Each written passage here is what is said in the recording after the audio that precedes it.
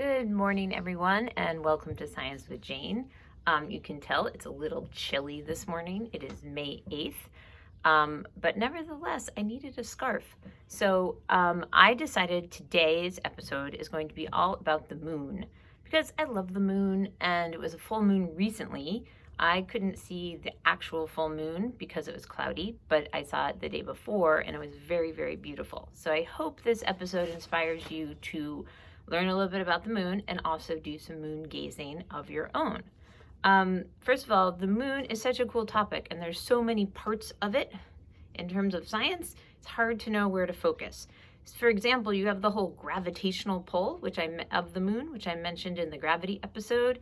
And our friend Sir Isaac Newton was the one who figured out how tides are actually caused by the gravity of the moon. So you can go back to that episode if you're interested in that. Also, there's the whole human exploration of the moon, which we'll talk about a little bit. And then there's like, where is the moon and how does it move and how do moon phases work? So we're going to kind of get into some of those things. And I just think it's such a cool topic because there's so many different things you could learn about. So I tried to pick resources that connect to those different things. So on the podcast side, there's the story of Margaret Hamilton, who helped program the computers for the first moon landing, and that's from the Rebel Girls podcast. It's kind of like a fairy tale version, but about real people. So you should check that out. If you're also interested in sort of like humans' relationship emotionally with the moon and the Earth, you could check out the Brains on Earthrise episode about a famous photo of the Earth rising over the moon's horizon, taken by astronauts, of course.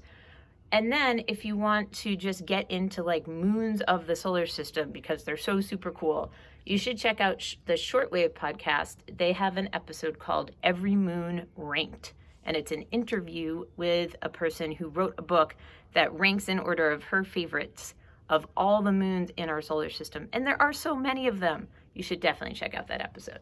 If you want more just basics like facts about the moon, the Brain Pops are awesome. So there's a Brain Pop Junior called Moon. There's a Brain Pop called Moon that's like general. And then if you want to do a deep dive into what actually causes this whole moon phase thing, check out the Moon Phases Brain Pop. There's also the Skyview app, which I have on my phone. It's free. There's a free version. And basically it lets you point a phone or an iPad at the sky, and it shows you the names of the stars that are there. You can also, if you want to find the moon in the sky, you can type in moon, and it will have a little arrow, and you move your phone following that arrow until you find the moon. Because sometimes the moon is hard to spot, and sometimes it's out in the day. All right, now on to the activities. Our first activity is to model the moon. So this is like not just the moon itself, but how does the moon move, and how does that movement create the moon phases? So the basic facts are that the moon is what's called a natural satellite of the Earth, which means it orbits around the Earth. And its light comes from the sun. So the moon itself does not have a light. And then you got to remember that the Earth orbits the sun while the moon orbits the Earth. It's very complicated. So there are 3 different model options. You can do all 3 or just pick one. I'm going to show you some of my model options. You don't have to do the same thing. If you don't have these materials, you can just draw one of the things I show you, okay? So number 1, find objects that represent the sun, earth, and moon. Make them move like the real things. So you could totally just do this with like 3 different balls. Like this could be your sun, right? This could be your moon. You could find something for earth. Because I'm only one person and I need to hold things up, I created this little thing that will let me do earth and moon. So my earth is on a pencil. It's Play-Doh. This is actually from the equinox episode, so you could go back and watch that one if you want. And then what I did, I took a binder clip and put it on here. I took a chopstick, and at the top of my chopstick I just have some cotton, and that's going to represent my moon. Now the cool thing about this model is I can make my moon, by just moving my chopstick, orbit my Earth. So this is how the moon, more or less, orbits around the Earth, okay? One important thing to know about how this orbit works, and the Brain Pops do a great job of illustrating this, is that it's not like a perfectly just lined up with the Earth. So it doesn't go exactly behind the Earth. It's usually a little bit, I have to get my chopstick to move, above the Earth when it's back around this way, or like sometimes it's a little below on this side. So it's not just perfectly going past, and that becomes important in a moment, you will see.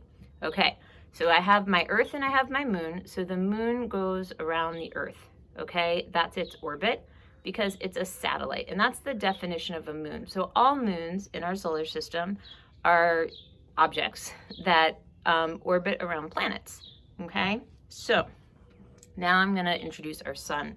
Now the sun is actually even bigger than this is bigger than my model in real life, but this was the biggest ball thing I could have. So I'm gonna install my sun over here.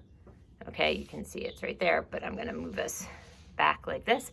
So the sun is shining. It would actually be much further away as well, but my screen isn't that wide. So the sun is shining on the Earth and on the moon, okay? And this is moving like so. Now, if I were really gonna do this model, I would actually walk around my sun with my Earth Moon model like this. I'm not gonna go all the way around because then you can't see it. So if you wanna try this, you would actually travel with your friend the Earth all the way around the sun and come back. And that's 1 year. Okay, so that's one option of how to do the model. You're illustrating how all these different things move in relation to each other. So the second option of modeling is, instead of getting objects to do this, you can do it with people. So find 3 people, and you can include yourself, to be the sun, earth, and moon. Move the way described above, but don't get too dizzy. Seriously, you could like really injure yourself. So take it easy on that. All right, this last modeling thing is to model the moon phases. Okay, I'm gonna do a version of it. This is slightly different, which doesn't work well to film, and you need it to be really dark. So it says, to model the moon phases, find a bright lamp to represent the sun. Turn it on in a dark room. So this would be good to do in the evening. One person will stand in the middle of the room representing Earth. The other person will hold a ball to represent the moon and orbit the Earth. The person being the Earth should be able to see the different moon phases. So a trick with modeling moon phases is, to really see it, you have to put yourself on the Earth in your model. So this description of that I just read lets you do that. The Brain Pop on moon phases kind of does this with Tim and Moby, so if this description didn't make sense, you should check that out. I'm gonna slightly model this with a flashlight. Obviously I can't make it dark because I'm outside. If I tried to film in the dark, I think you just wouldn't see anything. So I'm gonna turn on a flashlight. That's going to represent my sun, right? Because remember, that's what's providing the light.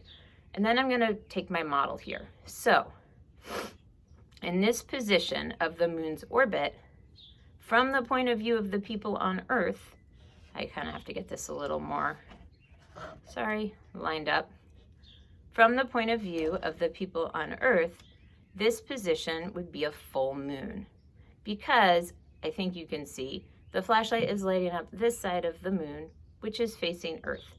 This side of the moon over here does not get lit up by my flashlight, therefore it's dark, but no one's over here, so we don't see that. Then, if I orbit this around, this would represent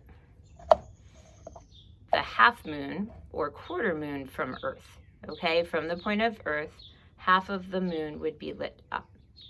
This position over here would represent the new moon phase on Earth, which means none of the moon is lit up, because this side of the moon, away from Earth, is the side lit up. This side over here, which the people on my pretend Earth would be seeing, is dark. And then I come back over here. I'm gonna have to change my position because my flashlight isn't super big. This side over here would, again, it's very hard for you guys to see because my Earth is blocking, would be a half moon. And then I come back over here for another full moon, okay? So just one quick word about why you have to have your moon model slightly above or below the Earth, which is how it actually orbits. If I do something like this, okay, and I'm actually just blocking the light of my flashlight sun from hitting Earth, that's a solar eclipse, and that only happens rarely.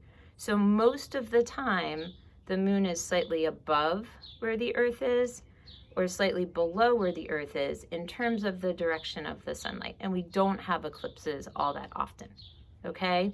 So on this side, that position would be a solar eclipse. And on this side, on the opposite side, and this actually does happen more frequently, this side, if everything's exactly lined up, that would be called a lunar eclipse, okay, where the Earth is blocking out the sun's light from hitting the moon. All right, enough with models. On this page, there's a spot for you to draw and label whatever model you did right here in this box. Now, another whole thing you can do with moons is actually moon gazing, which takes some time because, you know, we get like one moon a day / night.